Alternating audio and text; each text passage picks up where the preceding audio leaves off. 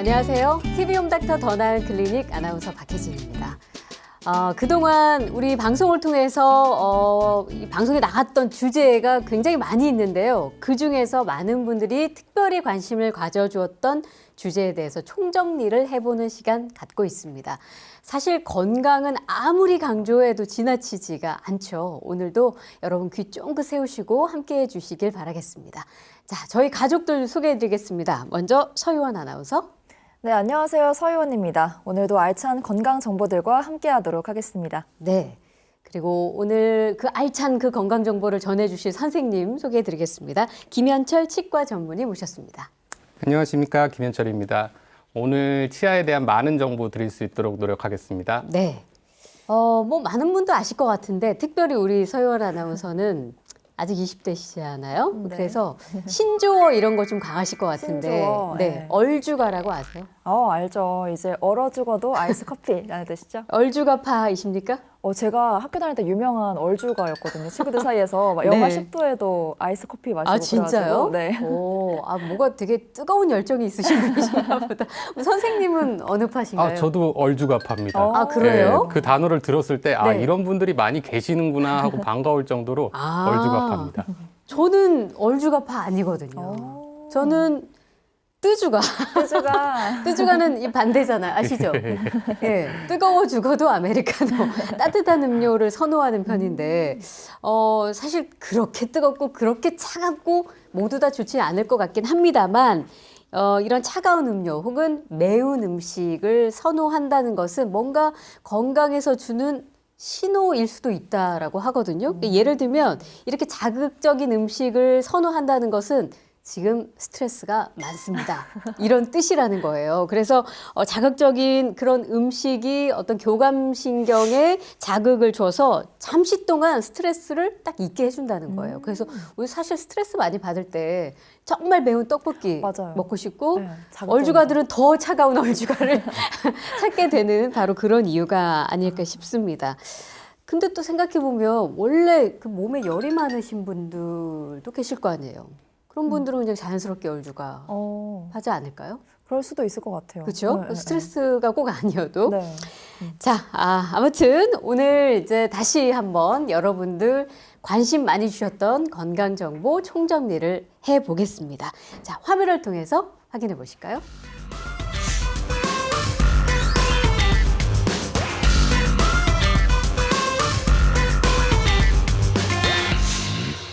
자, 오늘은 치과 질환 총정리입니다. 저희 방송에서 사실 이 치과 질환 굉장히 많이 다뤘죠. 기억하시죠? 네, 맞습니다. 네, 틀니도 있었고 임플란트도 있었고 정말 다양한 내용이 있었어요. 맞습니다. 이게 이제 100세 시대가 되면서 모든 건강이 중요하지만 특히나 치아 건강이 굉장히 중요해졌습니다. 자, 그래서 오늘은 조금 어떤 내용으로 다시 한번 살펴볼까요? 네, 오늘은 치과 관련 주제 중에서 제1탄으로 치주 질환과 충치에 대해서 조금 더 알아보고 이때까지 말씀드렸던 거를 정리해 보고자 합니다. 네. 그 중에서도 먼저 치주 질환 한번 얘기해 볼까요? 네, 치주 질환이라고 하면은 이제 치아 주변에 생기는 질환을 얘기를 하는데요. 조금 경미한 단계에서 치은염, 그리고 조금 더 심화됐을 때 치주 질환 등을 우리가 치주 질환이라고 얘기를 합니다. 그때 건강보험 심사평가원의 2019년 통계에서 이 외래 진료를 가장 많이 받는 질병 1위가 바로 치주 질환이었죠. 그렇죠. 네. 그러니까 이 치주 질환으로 고생하시는 분들이 그만큼 많다라는 얘기인데 그 대표적인 증상이 어떤 게 있을까요? 네, 치주 질환이 심하신 분들은 일단 씹기가 어렵다는 불편감을 호소를 하시고요. 네. 그 전 단계에서 이제 이가 시리시거나 아니면은 양치할 때 피가 나신다. 혹은 좀 잇몸이 붓는 느낌이 드신다. 이런 것들이 대표적인 치주 질환의 증상입니다. 그래요. 생각보다 많이들 경험해 보셨을 것 같은데 그러면 이런 치주 질환은 대체 왜 생기게 되는 걸까요? 우리가 입안에서는 이제 주로 기능을 하는 게 음식을 섭취를 하죠. 그쵸. 이런 음식물 잔사나 이런 것들 때문에 치아 주변에 치태가 형성이 되거나 아니면 치석이 형성이 되고 이로 인해 염증이 생겼을 때 발생을 하게 됩니다. 그러면 치주 질환의 원인으로 치태랑 치석이 있는 건데 그 두 개념의 차이점이 어떻게 될까요? 네, 치태는 쉽게 얘기해서 치태는 좀 무른 상태라고 생각하시면 되고요. 치석은 좀 단단해지는 상태라고 생각하시면 되는데 그러니까 음식물에 찌꺼기가 남아서 생기는 증상들이긴 하나 네. 치태는 조금 무른 상태로 있는 거. 그렇죠. 치석은 우리가 알다시피 스케일링 할 때처럼 딱딱해진 거. 네. 치아 주변에서 단순히 이제 세균막이 생긴 정도, 그 정도를 이제 치태라고 표현을 하고요. 여기에서 이제 입안에 있는 무기물질들이 함유가 돼서 단단하게 굳는 상태, 스케일링을 해서 없애는 단계, 그 단계를 이제 치석이라고 표현을 합니다. 치석 치료가 더 어려울게 느껴지겠네요, 그러면? 그렇죠. 더 단단한 치태보다? 상태니까. 예. 그런 경우는 어때요? 그러니까 지금 치태, 치석 말씀해 주셨는데 치주 질환 가운데 왜 어떤 분들은 잇몸이 패인다고 할까요? 그러니까 네. 그게 양치 습관이 너무 세게 하는 습관을 가지고 계신다거나 아니면 자기도 모르게 평상시에 혹은 주무실 때 이를 좀 악물고 주무시는 분들이 좀 그런 경향성이 있다고 어디서 들은 것 같은데 네, 맞습니다. 역시나 이것도 치주 질환의 일종인가요? 치아가 패이는 현상만 놓고 보면은 치아에 국한된 현상이지만 원인을 놓고 보면은 치주 질환의 원인이 있을 수 있습니다. 단단한 치아가 뼛속에 단단하게 박혀 있을 때는 어느 정도 저항감이 있기 때문에 치아가 패이는 현상이 일어나지 않습니다. 네. 그렇지만 치주 질환이 생겨서 잇몸이 잡아주는 힘이 약해지고 잇몸뼈가 내려갔을 경우에 치아 뿌리가 구강 밖으로 노출되면서 치아의 머리 부분에 해당하는 부분이 이제 패어 나가기 시작하죠. 네. 이렇게 돼서 이제 시린 증상을 유발하기도 합니다. 그러니까 어쨌든 뭐 치석 또 치태 그리고 잇몸이 패이는 현상 등등 이것은 이제 평상시 관리를 잘 못해서 생기는 경우가 많은데 특히나 이런 분들은 정말 각별히 관리를 하셔야 됩니다. 이거 왜냐하면 더 심각해질 수 있습니다 하는 그런 분들이 있을까요? 그렇죠. 우선은 뭐 전신적으로 당뇨가 있으신 분들은 치주 질환이 생기기도 쉽고 생겼을 때 진행 속도도 매우 빠릅니다. 그리고 또 유전적으로 좀 뼈가 약하신 분들이 있어요. 그런 분들도 마찬가지로 치주 질환이 생겼을 때 염증의 진행 속도가 빠를 수 있고요. 또 식이도 영향을 많이 받는데 이제 단 음식을 많이 드시는 분 네. 그리고 좀 치아에 접착이 좀 잘 되는 음료수를 많이 드신다거나 아니면은 차나 커피 많이 드시는 분들 그리고 또 흡연하시는 분들도 잇몸이 쉽게 안 좋아지실 수 있습니다. 그 이전 방송에서 치과 질환이랑 당뇨의 연관성에 대해서 다뤄본 적이 있었는데요. 그 부분에 대해서 다시 한번 설명 부탁드릴게요. 네, 치주 질환하고 당뇨는 좀 밀접한 관계를 갖고 있는데요. 치주 질환이 당뇨병을 유발시키기도 하고 당뇨가 치주 질환을 심화시키기도 합니다. 예. 일단은 혈당이 높으신 분들 같은 경우에는 이제 면역력이 좀 떨어지실 거고 네. 염증 생성 물질들이 많이 생기기 때문에 입안에 염증이 생겼을 때 그 진행 속도가 빠르게 되고요. 또 치주 질환이 생겼을 때 치주 질환을 유발하는 세균이나 이런 세균의 부산물들이 또 이 당뇨에 또 영향을 주기 때문에 인슐린 저항성을 조금 인슐린의 기능을 방해하기 때문에 당뇨를 좀 더 심화시킨다는 연구 네. 결과들이 있습니다. 그러니까 당뇨가 있으신 분들은 특별히 더 치아 관리에 신경을 또 쓰셔야겠네요. 자, 그렇게 되면 그러니까 치주 질환이 생겼다. 그럼 이 다음에 치료 과정이 들어갈 텐데 보통은 어떤 일들을 하죠? 우선은 치태 정도 단계에서는 올바른 양치질로 많이 제거가 되고요. 네. 근데 이제 단단해졌을 경우에 치아 주변에 치석이 생겼을 경우에 치아 잇몸 상부까지는 스케일링을 주기적으로 받으시는 것만으로 충분히 제거가 됩니다. 그렇지만 이제 이 치석이 점점 쌓이면서 잇몸을 파고드는 경우들이 있어요. 그래서 잇몸 자체가 안쪽으로 망가지는 경우에는 치주 치료가 따로 필요합니다. 제가 그 치주 질환 편에서 재밌게 들었던 내용 중 하나가 바로 이쑤시개였거든요. 우리가 많이들 쓰지만 잇몸에는 그렇게 좋지가 않다면서요. 그렇습니다. 이 치아하고 치아 사이에 음식물이 박혀 있는 경우에 박혀 있는 음식물이 계속 있어도 잇몸을 망가뜨리겠죠. 그렇죠. 그렇지만 음식물이 박혀 있는 상태에서 잇몸이 짓물러져 있는데 올바르지 않은 도구로 잇몸에 상처를 줬을 경우에 오히려 잇몸이 더 손상되는 경우들이 많이 있어요. 네. 또 우리가 이쑤시개가 끝은 날카롭지만 점점 갈수록 두꺼워지기 때문에 그렇죠. 무리해서 잇몸을 압박할 수도 있고 뾰족한 부분이 잇몸에 상처를 낼 수도 있기 때문에 이쑤시개 사용보다는 치실 사용이나 아니면은 그 칫솔 치간 사용을 칫솔? 예, 치간 칫솔 사용을 더 권해드립니다. 그러니까 어쨌든 음식물이 남아 있는 것을 빼려는 어떤 행위 자체는 올바르지만 도구가 잘못됐다는 거죠. 이쑤시개라는 그렇죠. 도구가. 그래서 이왕 그런 이제 청결을 위하신 거라면 치실이나 치간 칫솔을 이용하시는 게 좋다는 말씀까지 들었습니다. 자, 이어서 정리해 볼 내용은 이번에는 좀 충치에 대해서 알아볼까 하는데 정확히 충치다라고 선생님들이 보시는 거는 어떤 상태일 때를 말할까요? 충치는 치아 우식증이라고 하는데요. 치아의 주변에서 이제 세균, 충치를 유발하는 세균들이 만들어낸 산에 의해서 치아가 부식되고 치아가 손상되는 그런 과정을 충치라고 얘기를 합니다. 그렇다면 이 충치의 원인은 어떤 것들이 있는지, 그리고 혹시 치주 질환의 원인이랑 차이점이 있는지 궁금한데요. 충치 같은 경우는 치아에 씹는 면에서 많이 발생을 합니다.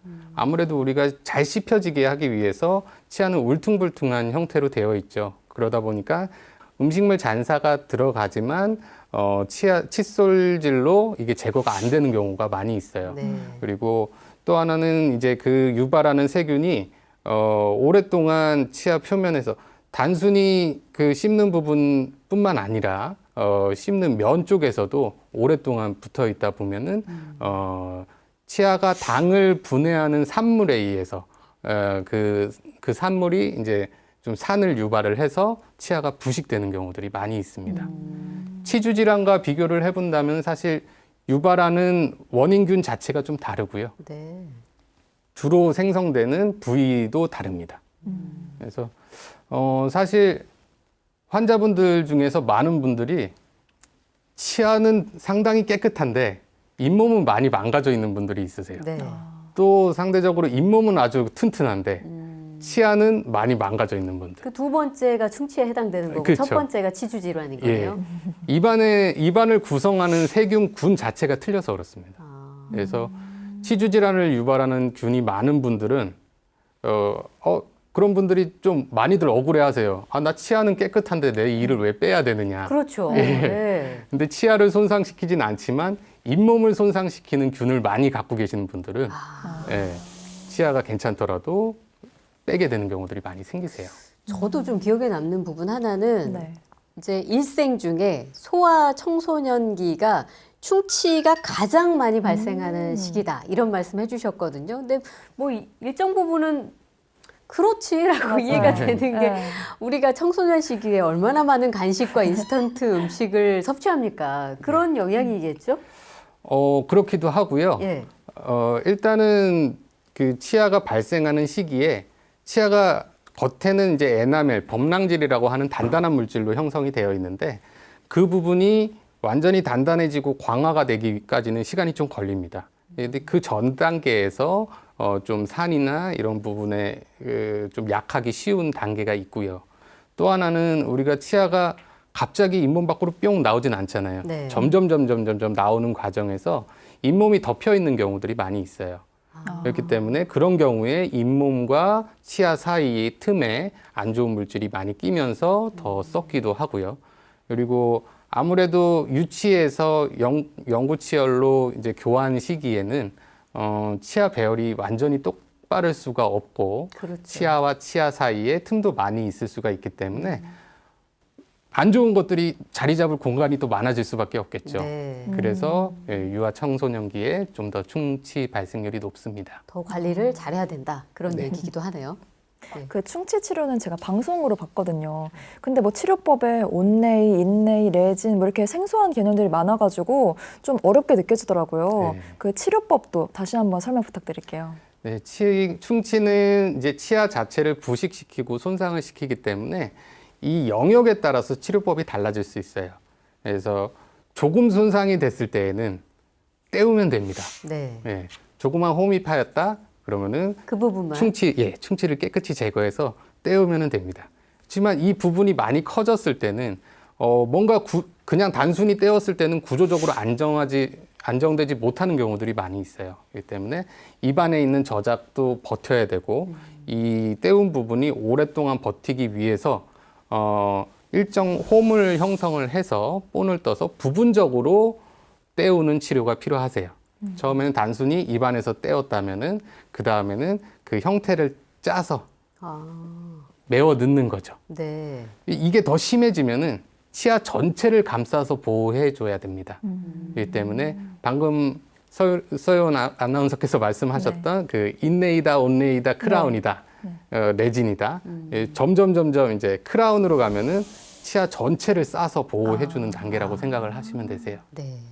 그러니까 뭐 어디를 치료하느냐 그리고 지금 치아의 상태가 어느 정도냐에 따라서 달라진다. 그렇죠. 그렇게 이해를 하면 될 텐데 뭐 지금 말씀하셨던 거 이외에 사실 제일 무서운 게 치과에 가면은 아, 우리 환자분께서는 신경치료까지 하셔야 됩니다 할 때가 있거든요. 네. 또 어떤 경우에 또 신경치료에 들어가는 걸까요?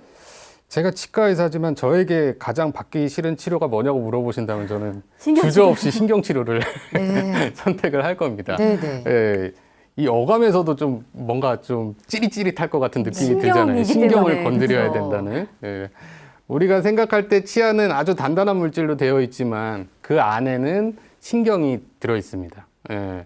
가는 신경이 들어 있는데 치아가 자극을 많이 받게 되거나 아니면은 그 충치가 썩어서 그 신경까지 손상을 일으킬 만큼 썩어 들어갔을 때 이 신경 자체가 염증 반응을 일으키기 때문에 앓고 계시는 동안에도 통증이 심하고요. 네. 그 신경을 제거하기 위해서 치료받을 때도 좀 불편감이 많이 따를 수밖에 없습니다. 그래서 신경치료라는 거는 그런 신경이 손상이 되었을 때 그 신경을 깨끗하게 제거를 하고요. 그 공간을 좀 확장해서 신경을 대체할 수 있는, 채울 수 있는 물질로 채워 넣고 아, 다른 물질을 채워 넣는 그렇죠. 건가요? 그리고 단단하게 씌워서 보호를 해주는 게 신경치료입니다. 정말 신경치료는 말만 들어도 무서운 것 같아요. 아, 치과 선생님도 싫어하시는 말 살죠. 네. 그 말씀해주신 치료를 피하기 위해서는 결국은 평소 관리가 중요할 것 같은데요. 그렇죠. 선생님께서 추천하시는 관리법 있을까요? 환자분들 중에서 이를 열심히 닦으셔야 됩니다라고 제가 말씀을 드리면은 많은 분들이 저 열심히 닦는데요? 라고 말씀을 하세요. 네. 근데 그런 분들이 저한테 거짓말을 하시는 게 아니고 실제로 열심히 닦으시지만 항상 빼먹는 데가 생기기 때문에 거기서부터 문제가 시작되실 수 있어요. 그 빼먹는 거라는 거는 양치를 하루 3번 늘 열심히 하지만 어느 부위를 그렇죠. 빼놓고 하신다. 네. 항상 오른쪽만 열심히 닦으시는 분들도 있을 수 있겠고 예. 다 깨끗이 닦으시는데 아랫니 안쪽은 항상 빼먹으시는 분들이 있고 그리고 또 주로 빼먹으시는 분들이 윗니 끝에 안쪽 네. 이런 부분들을 빼먹는 분들이 많으세요. 근데 앞서 제가 치주 질환이나 충치나 다 세균에 의해서 유발이 된다고 말씀드렸잖아요. 손상이 됐을 때 세균이 거기에만 있지 않습니다. 입안을 돌아다니기 때문에 한 군데에서 관리를 잘 안 해주셨을 때 전체적으로 또 많이 안 좋아지실 수가 있으세요. 그래요. 그렇기 때문에 관리를 하실 때 내가 빼먹는 부분이 있는지 네. 그리고 특정 부분만 너무 열심히 닦는 건 아닌지 한번 생각을 해보셔야 됩니다. 그 주로 오른손잡이들은 이제 오른쪽을 맞아요. 훨씬 이렇게, 더 이렇게 많이 하다 하는 것 같긴 합니다. 근데 선생님 말씀 들어보니까 그 앞니 안쪽 부분 그리고 각 어금니의 또 안쪽 부분은 이게 돌리면서 아주 세심하게 해야 되기 때문에 그 부분을 빼놓고 양치하시는 분들이 꽤 많이 계신 것 같아서 좀 유의를 하면 좋을 것 같고요. 보통 하루 3번, 네. 식후 3분 후에 뭐 그런 규칙이 그렇죠. 좀 있지 않습니까? 333 규칙이라고 333 있지 않아요? 말씀들을 많이 네. 하죠. 네. 근데 이 치주 질환과 충치 치료에서 중요하게 생각해야 될 부분이 조금 차이가 있어요. 충치 치료 같은 경우는 산부식에 의해서 치아가 손상이 되기 때문에 네. 음식을 섭취를 하고 얼마나 빠른 시간 내에 양치질을 하느냐가 중요합니다. 그러니까 빨리 하는 게 좋은 건가요? 그렇죠. 3분 이내라고 얘기를 하는 게 그러한 산이 형성되는 그 시간이 3분 이후에 심해지기 때문에 네. 그렇게 빨리 양치질을 하시는 게 제일 중요하고요. 치주 질환을 앓고 계신 분들 같은 경우에는 한 번을 닦더라고 또 표현을 하면은 또 한 번밖에 안 닦으실 수 있습니다. 아, 설마요? 예. 적어도 하루에 한 번은 네. 치아와 잇몸 사이를 깊숙이 닦아주셔야 돼요. 우리가 잇몸, 치아 주변에 안 좋은 게 꼈을 때 치아 주변만 제거를 하는 거는 상대적으로 쉬워요. 근데 치주 질환은 잇몸 속으로 파고들기 때문에 치아와 잇몸 사이를 닦아주셔야 됩니다. 네. 그렇기 때문에 그거를 항상 그렇게 열심히는 못 닦으시니까 적어도 한 번 정도는 치아와 잇몸 사이에 칫솔을 가늠모를 45도 정도 각도로 위치를 시키고 네. 깊숙이까지 닦아주시는 게 중요합니다. 아, 근데 그렇게 도달을 하기 위해서 앞서 제가 말씀드렸듯이 꼭 빼먹는 부분들이 많이 있으시다고 말씀을 드렸잖아요. 네. 이 아래 앞니 같은 경우에는 칫솔이 정상적으로 접근하기가 힘들어요. 그렇기 때문에 좀 각도상. 세워서, 네. 세워서 닦아주셔야 되고, 이 윗니, 어금니 끝쪽 같은 경우는 칫솔의 모가 긴 경우에는 꺾이는 부분이기 때문에 도달이 안 되는 경우가 많이 있어요. 네. 그래서 그런 분들 같은 경우에는 칫솔 모가 좀 짧은 거, 칫솔 모의 형태가 너무 작고 길지 않은 거, 작은 작은 거. 거를 예. 사용하시면은 좀 뒤쪽까지 도달이 됩니다. 어. 이게 그렇게 좀 관리를 하시는 거를 추천드립니다. 그 스케일링도 그러면은 1년에 한 번 정도로 알고 있는데 그런가요? 네, 1년에 한 번씩은 스케일링이 보험 적용이 되니까 네. 꼭 스케일링을 받으시고요. 잇몸 치료, 잇몸이 안 좋아서 잇몸 치료가 병행된 스케일링은 그 이후로도 적용이 가능하니까요. 잇몸 치료 받으시는 분들은 치석 제거를 좀 더 자주 받으시는 게 좋습니다. 네. 자, TV 홈닥터 더 나은 클리닉 오늘 치과 총정리 1탄으로 진행해 봤습니다. 오늘 저희가 함께 다룬 이야기 다시 한번 화면으로 정리해 보겠습니다.